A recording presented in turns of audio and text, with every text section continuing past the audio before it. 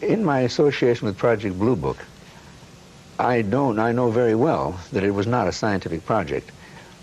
Also, I also know that they never would notify the media when an interesting case came up. They did everything they could to keep it down. So they definitely withheld information. You know, when I first interviewed Alan years ago, there was a theory going around that anybody who saw a flying saucer was probably befuddled by swamp gas somewhere in Louisiana and didn't know what he or she was seeing. We've had a lot of documentation since that time. I think that one of the main things that has come out here that Peter has done is to substantiate the credibility of many of the civilians, because it was easy to, and still is, to discredit a civilian. Much more difficult to discredit a military man.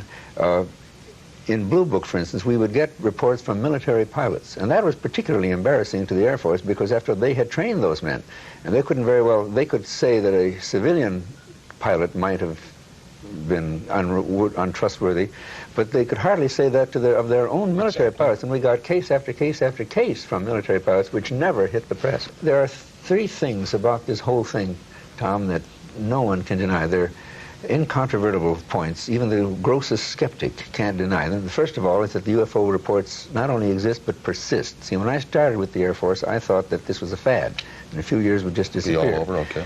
And it's global. We have reports now from 140 countries. I mean, practically as many countries as there are in the United Nations. And the most important of the three things is that many, unfortunately not all, but many of the reports come from highly, highly credible, technically trained people, you see. The phenomenon has not changed a great deal, has not changed materially since 1947. And I'm quite sure that neither we nor the Russians had anything like the capabilities demonstrated by the UFOs in 47. I don't think we have now. So I've given up the whole idea that it could possibly be from any place on Earth.